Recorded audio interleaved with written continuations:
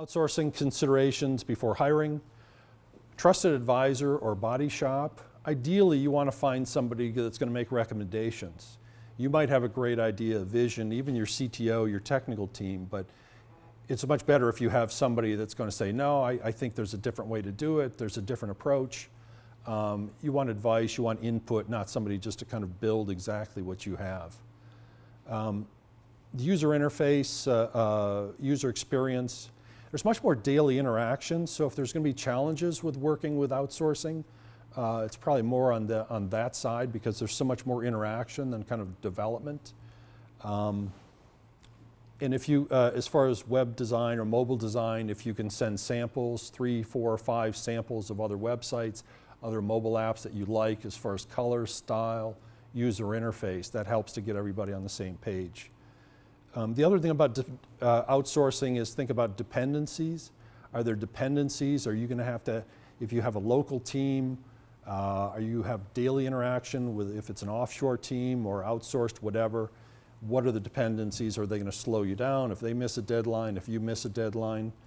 So for example, we run into it quite a bit that people have a iOS app, mobile app, and they need an Android app or vice versa. That's pretty independent. We just kind of get the specs and go off and do our thing, so there's not the dependencies there as much. I would check references, resumes, or reviews. If you're going to Upwork, in a past life I hired people, it was Odesk, now Upwork, about 13, 14 people from there. My experience with Upwork is you have to kind of test people on a small project, see how they do, give them a little bit bigger projects, so it's kind of the Wild West still, even though you've got ratings there. But the other thing is that with outsourcing, I'd ask for the resumes of the people that are going to be working on your project, or really understand their background, or interview them just like you were hiring them for your team. I mean, I've done it before. I hired a public relations agency in Paris where they came in with the big guns, and then we hired them, and then all the junior people were assigned to our account. I mentioned I worked at Accenture, PwC, it's similar. So the point is just making sure the people that are actually working on your project have the right skills and background. You could pay for 1 week of a project as a test, so maybe give them a small project. Some people do it for free. I just offer to pay for a small project. I mean, if you don't really have a technical background and you want to test people. Single point of contact is important also for development. Somebody that's a project manager, somebody that's overseeing, working with you. Maybe you're working with one person, but as you go into a bigger company, you don't want to be shuffled from one person to the next. Some of the areas to be careful about, the one-man band or less than 10-person company. I just run into it weekly, go to startup events and presentations and so forth. Sometimes they had a bad experience in Ukraine, they'd never consider it again or whatever.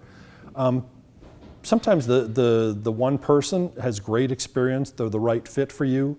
Sometimes smaller companies though, if somebody goes on vacation, the project's dead, or they really don't have the experience. So just, you know, as I said, kind of check them out before. Are you paying them to learn? I mean, do they really know Ruby or Python or whatever they're doing? Hosting, we recommend Amazon or Rackspace, or one of our clients last week told me they use OpenShift. In other words, some people will recommend their own hosting service, or they have a hosting service. I'd say just, you know, after the staging, go with Amazon or go with a name hosting service so you always know where it is. Part of the outsourcing, the intellectual property rights, you're paying for development. What's going to happen to that? Mitesh can talk a little bit about that, the source code transfers. And then consider outsourcing. I mean, as you scale, once you get kind of a bigger project, or 10 people, 8 people, 5 people, whatever, you might consider having a third person, maybe a local person that you pay a little bit more to just oversee the work if you don't have a technical team member. Legal issues, I'd get a non-disclosure agreement signed. If I meet somebody at a startup event or a cocktail party or whatever, you know, I'm not going to sign an NDA if we're just kind of having a casual conversation. But if you're paying people to do work for you and you're worried about the idea, it doesn't guarantee a lot, but it just kind of sets somebody on record that they've signed something to that effect. I would use statement of work and milestones. So the SOW, statement of work, we provide it to clients depending on where they're at, but it's just, they're going to do X by this day, this is what they're going to provide, and these are the deliverables. So the milestones are important to know really what you're getting. And then again, you own the IP. I mean, our agreements, that's part of the contract. We've got quite a bit of experience in HR and publishing in different areas, but we don't own the intellectual property. The clients have paid for that. It's their work. GitHub, Mitesh can talk about that, code repositories, and some of the areas to follow through on that. And then they need to warrant the rights to the code. With open source projects, that's great, it's cheaper, you can get open source from different areas, but also you want to make sure that there's not going to be an issue in 2 years from now that they've used some code that they really didn't have the rights for. Thoughts on early stage co-founders? Technical co-founder, I mean, if it's a technology play, obviously, great leader, team member, collaborator, visionary. Sometimes the technical co-founder has control. I mean, they know everything if the other people don't. So the more people you have involved in that, if they leave the company, if there's conflict or whatever, then they hold the IP and you have to get that from them. The other thing with founders, something to consider too, is passwords, access, and security. So if you're a year or 2 years from now and you say, well, Joe handled that, you should have more than one person that knows the source code or has passwords and so forth. So that's an important thing as a team to consider. And then also look at product differences between the founders. As you build a startup, there's different directions, different focus, and interest. Some people just lose interest if you go into a different direction that doesn't match their interest. Or people change, or they decide to go to grad school. They're not going to do a startup or whatever. So just working through those issues. And then this slide is from First Round Capital State of Startup Survey. So as you see, if you had at least one founder, how would you define your co-founder relationship? So collegial obviously is probably the best. You have a working relationship. Best friends is kind of a bonus, but best friends sometimes can lead to its own conflicts because you're too close. Don't have a relationship, 12%, strained, 6%, that's not good. Or I fired them, that's even worse. So according to this survey, there's a 24% chance you're going to have some conflict or issue with a co-founder maybe in the next year or two or at some point in time.